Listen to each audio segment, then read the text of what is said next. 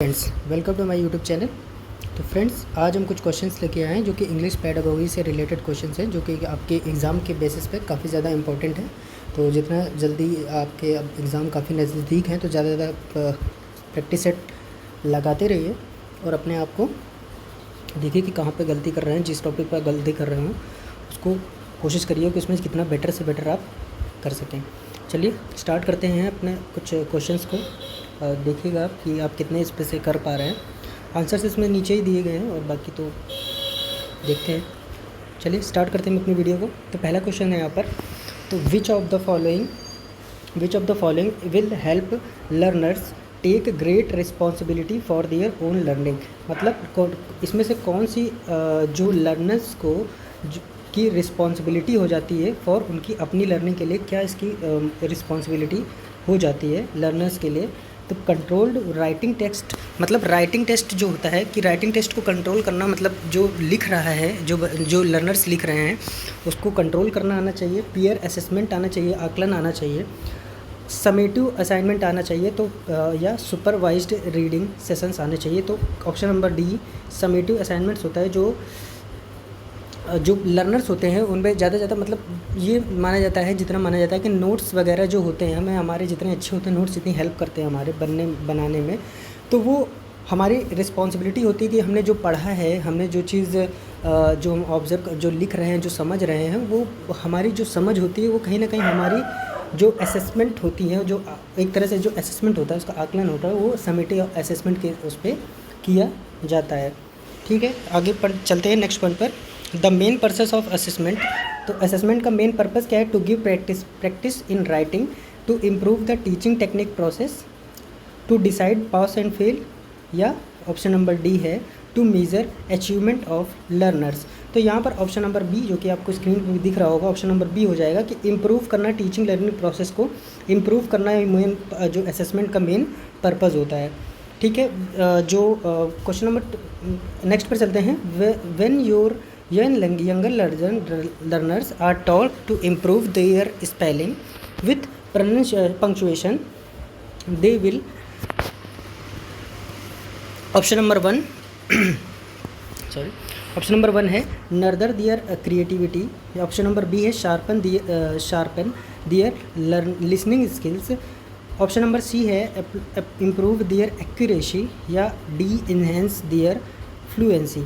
तो यहाँ पर क्वेश्चन हमसे पूछ रहा है, जो लर्नर्स होते हैं, when young learners are taught to improve their spellings and punctuations, जो स्पेलिंग और पंक्चुएशन को इम्प्रूव करने के लिए, पंक्चुएशन मतलब होता है कि हमारा जो कहाँ पर कॉमा का यूज़ करना है, कहाँ पर कौन से मार्क का यूज़ करना है, तो जो पंक्चुएशन मार्क होते हैं उनका यूज़ कहाँ पर करना है, दे विल प्रोवाइड करते हैं। तो एक्यूरेसी को क्या करते हैं एक्यूरेसी को इम्प्रूव करने की ये सब चीज़ें हैं, स्पेलिंग्स और पंक्चुएशन।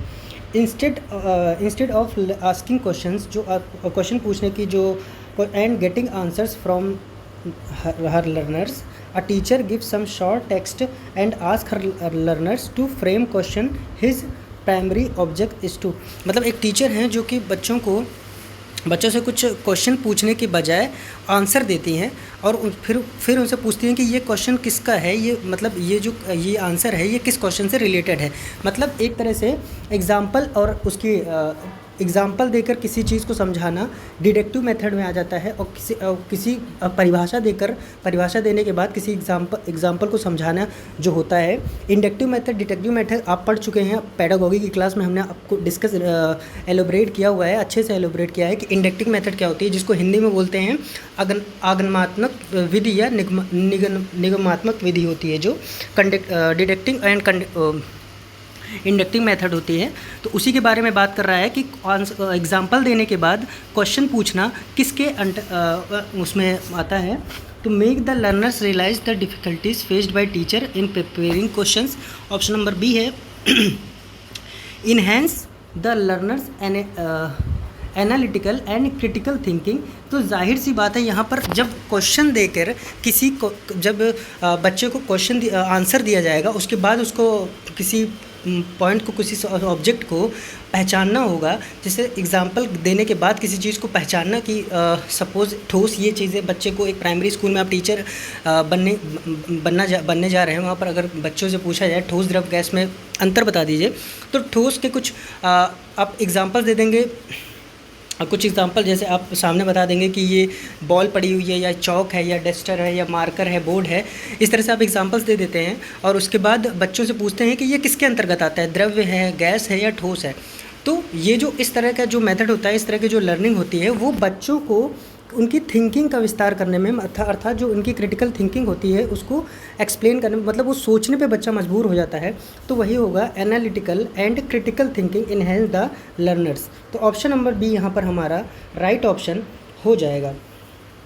नेक्स्ट क्वेश्चन पर चलते हैं कि reading between the line as a sub skill of reading mainly involves, मतलब कि जो लाइंस है, जो sub skill of our reading mainly involves, जो सब स्किल होती है उसमें लाइंस में क्या इन्वॉल्व होता है, मतलब giving sufficient space between lines, inferring the used, giving sufficient space between line. ये तो ऑप्शन बिल्कुल गलत हो जाएगा।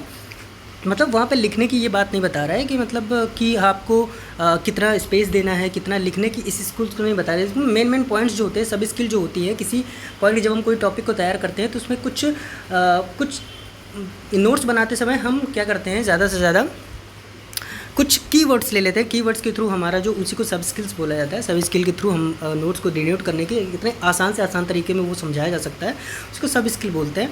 तो give sufficient space between lines, तो ऑप्शन नंबर ए रॉन्ग हो जाएगा। Inferring the unstated using the contextual and verbal clues, ये भी कॉन्टेक्सचुअल एंड वर्बल क्लूज, ये तो ये बिल्कुल ही वर्बल थ्रूज वगैरह इसमें मैटर नहीं करता है। आइडेंटिफाई द ग्रामेटिकल आइटम, ये बिल्कुल गलत हो। डी नंबर है, जितना अंडरस्टैंड करेंगे लाइन को, अंडरस्टैंडिंग द स्टेट्स फैक्ट्स, मतलब कुल मिला के सब स्किल का मतलब वही है, कीवर्ड्स लिखना हमको, कि उस कीवर्ड्स के थ्रू कम शब्दों में हम कितना एलोबरेट कर पा रहे हैं, कितना समराइज़ कर दे रहे हैं, उसको कितना एलोबरेट कर सकते हैं, तो उसी को सब स्किल्स बोला जाता है। तो understanding the started facts is the right answer of 126। Reading between the line as a subject sub skill of reading mainly involves. Question number 120, एक सेकेंड, यहाँ पर थोड़ा मैच है।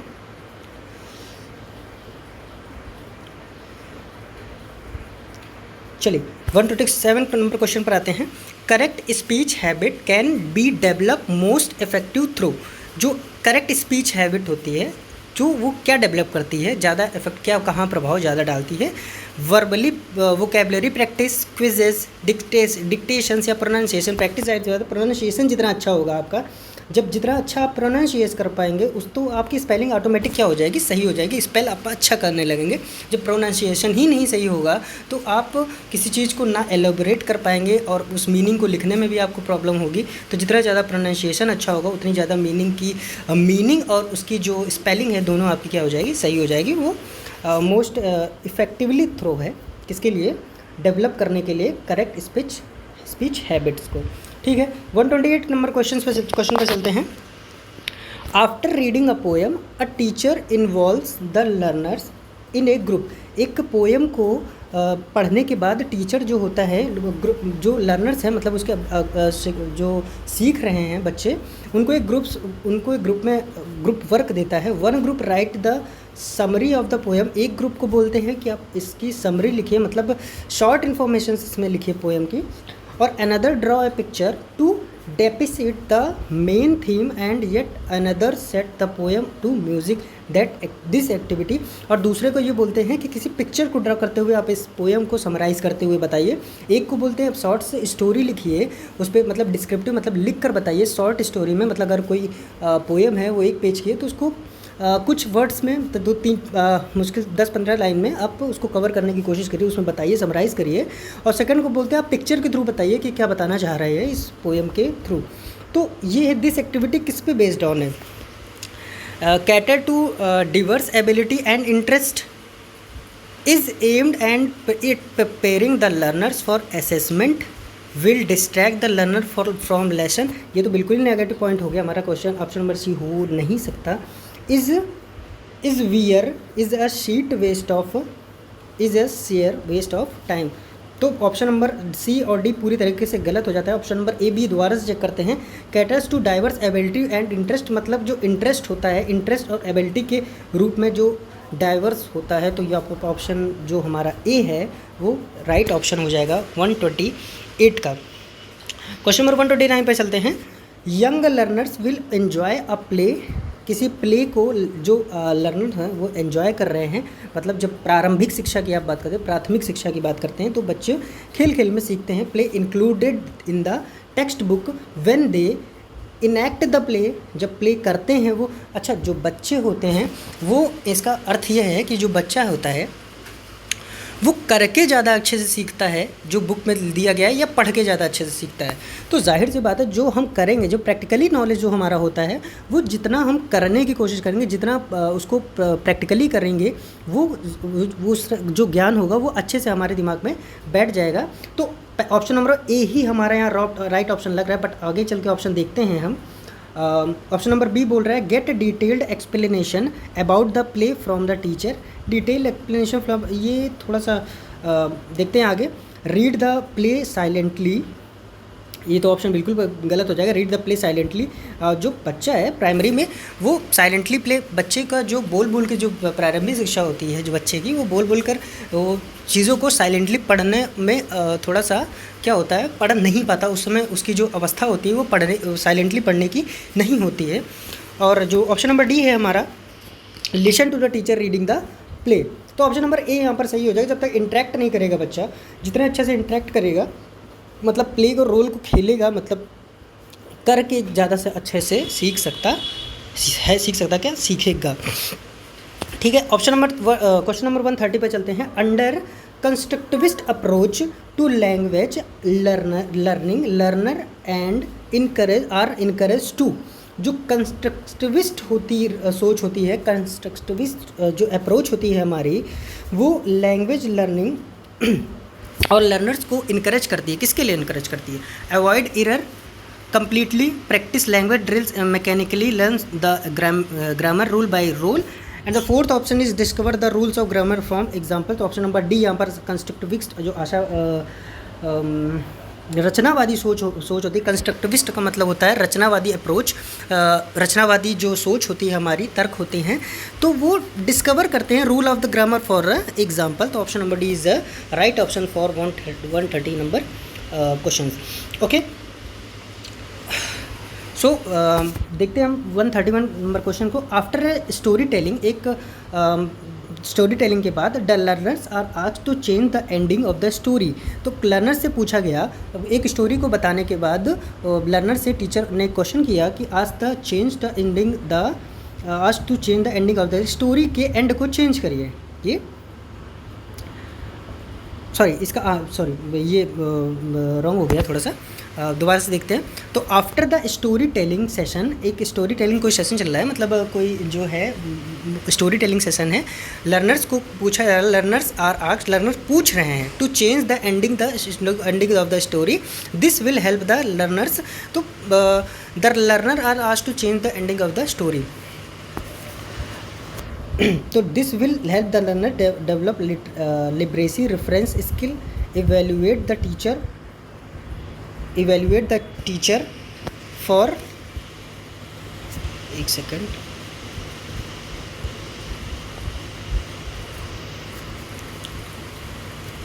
Originality, become imaginary and creative, या option number D.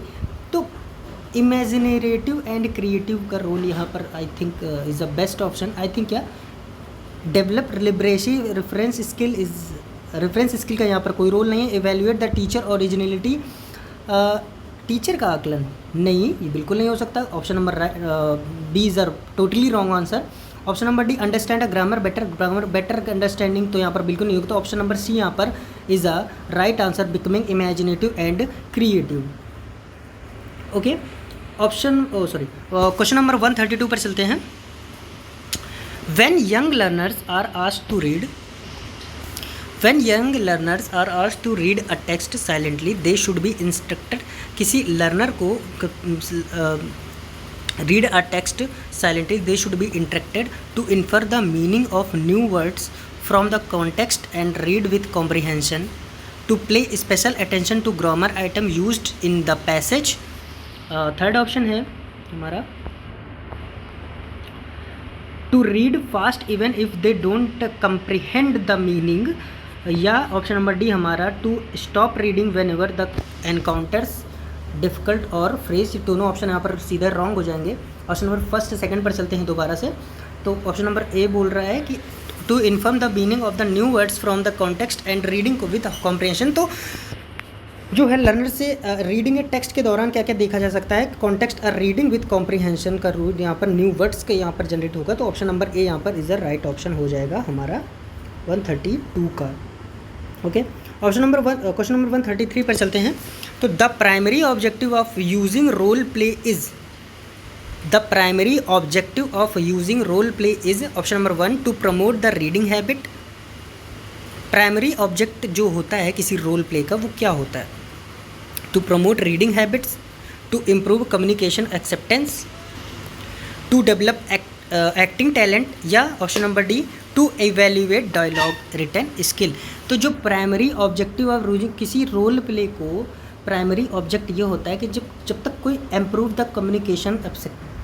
Option number B is a right option हो जाएगा हमारा option number B. Okay, 134 number question पर language skill are best learn if they are taught in an integrated manner, if with the help of the challenging and mechanical, when they are introduced in isolation one skill at time. Option number D only through written test and assignment. Option number A is the right answer if they are taught in a integrated manner. Next question, substitution table drill help teachers in. जो drill के बारे में आपको पढ़ाया था. Drill क्या होता है, मतलब किसी काम को करने के जो अभ्यास, ज़्यादा अभ्यास जितना प्रैक्टिस करते हैं उसी को ड्रिलिंग बोलते हैं, ड्रिल करते हैं. Improve the fluency of learners, evaluating the listening skill, giving controlled language practice. तो प्रैक्टिस की बात यहाँ पर की गई है, ड्रिलिंग का अर्थ ही प्रैक्टिस हो जाता है. तो गिविंग कंट्रोल्ड लैंग्वेज प्रैक्टिस. तो option number C is a right option.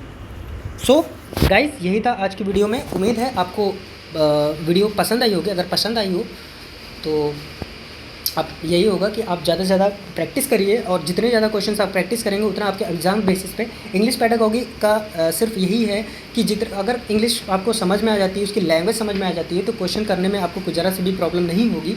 तो ज़्यादा से ज़्यादा कोशिश करिए आप, जितने ज़्यादा मैक्सिमम नंबर ऑफ़ क्वेश्चन, जितने क्वेश्चन लगाएंगे आप उतने ही आपके लिए करना ज़्यादा टफ नहीं होता. बस आसान है. दुनिया में कोई भी काम मुश्किल नहीं है. तो बस आपके मेहनत के ऊपर है, और आप कितने अच्छे से उसको इंटरेक्ट कर पा रहे हैं, कम्युनिकेट कर रहे हैं, या कितनी अच्छे से आप उसको चीज़ को समझ पा रहे हैं, एक्सेप्ट कर पा रहे हैं. तो ठीक है, उम्मीद करते हैं आपका एग्ज़ाम बहुत अच्छा होगा, और इसी तरह से प्रैक्टिस करते रहिए. Thanks for watching.